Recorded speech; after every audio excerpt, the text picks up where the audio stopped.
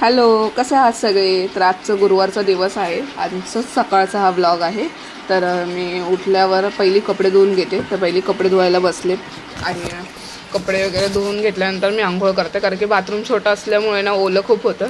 तर पहिली जे रात्री कपडे असतात ती धुवून घेते आणि मग आंघोळ वगैरे करून घेतली मी. तर आता देव जे आहेत ते धुवून घेते आणि जे देव आहेत ना ते ते पण म्हणजे भांडीच जास्त आहेत, कारण की पितळाचे देव फक्त बाहेर गणपती एकच आहे, बाकी सगळ्या भांडीच आहेत. ते ताटं वगैरे, दिवे आणि गडू वगैरे. आणि माझी जी पितळाची कळशी, सगळ्यात फेवरेट माझी कळशी, ती पण मी तिला घासायला घेतली आहे आणि मी हर एक दिवसाआड तिला घासते, कारण की दुसऱ्या दिवशी घासायची तर एवढी खराब होत नाही. मग एक दिवस सोडून मी घासते. बघा किती पिवळं पिवळं एकदम सुंदर दिसते आणि ह्याच्यावरच मी पूजा मांडते. तर आजचा गुरुवारचा व्लॉग पण येणार आहे आणि आज मी वेगळी साडी, दुसरी साडी घालणार आहे, तर नक्की तो व्लॉग पण बघा. आणि मग पाणी वगैरे भरून घेते आणि भांडी थोडी भरून ठेवते, कारण जेवणाला लागतात. आणि कळशी वगैरे ह्या सगळ्या भरून ठेवते सकाळीच. त्यानंतर सूर्याला जल अर्पित करते. कधी कधी म्हणजे जसं मन होईल ना तसं सूर्याला पाणी रोज घालते मी, पण जेवढं होईल माझ्याकडून तेवढं मी करत असते. तर इथे बघा मी सगळ्या झाडांना पाणी वगैरे घालून घेतलं आहे आणि सूर्याची किरणं डायरेक्ट खिडकीवर आल्यामुळे, कोवळी किरणं आहे ती, तर खिडकीवर आल्यामुळे ना डायरेक्ट झाडावर पडतात. तर मी दाखवली होती बघा तुम्हाला. आणि माझी सगळी झाडं इतकी छान ग्रोथ होतात ना.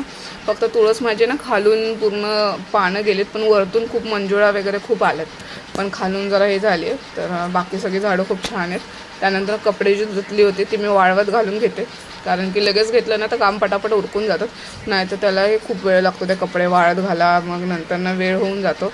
तर मी पहिली कपडे वाळत घालून घेतली बघा. छान माझी खिडकी अशी सजवून ठेवलेली, का तर गुरुवार चालू आहे, मार्गशीर्ष चालू आहे, म्हणून जरा सजवून ठेवलेलं. त्यानंतर चहा घेतला पहिला आणि पीठ मळून घेतलं. चपात्या करून घेतल्या, कारण की ह्यांना टिफिन द्यायचं होतं आणि आरवला आणि परूलाही जेवण हवं होतं. तर वाटाण्याची उसळ बनवलेली मी आणि चपाती बनवलेली. आणि आता ह्यांना नाश्ता म्हणून काहीच नव्हतं. तर हे बघा कालवण मी घट्ट करून घेतलं आणि कांदा, मिरची, मीठ, हळद आणि तेल आणि कोथिंबीर टाकून असं एक मिश्रण करून घेतलं आणि त्याचा पराठा बनवलेला. लच्छेवालाही याचा पराठा खूप छान होतो.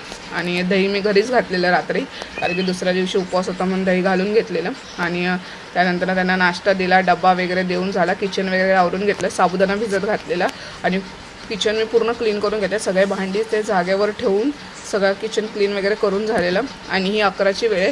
आरव 9 वाजताच नाश्ता वगैरे करून 9:30ला क्लासला गेलेला. त्यानंतर बघा मी 11 वाजेपर्यंत म्हणजे माझी जागा चाललेली धुवायची.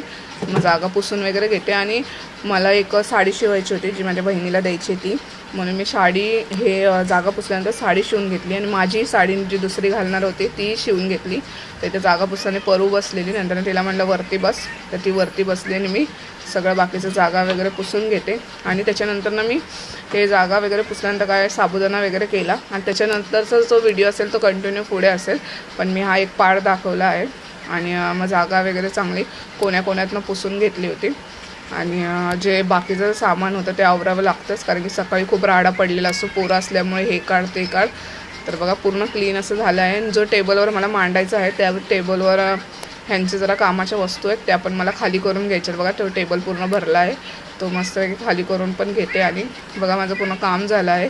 सगळी भांडी आपापल्या जागेवर आहेत. बाथरूम वगैरे सगळं वॉश करून झालं आहे आणि कपडे वगैरे मस्त अर्धी सुकत आली होती, जागा वगैरे पुसून झाले. तर साबुदाणा बनवून घेतला आहे आणि ह्याचा जो दुसरा पार्ट असेल तो पुढे असेल. व्हिडिओ पूर्ण बघितल्यामुळे थँक्यू आणि लाईक आणि सबस्क्राईब करायला विसरू नका. बाय, भेटूया उद्याच्या ब्लॉगमध्ये. Bye bye.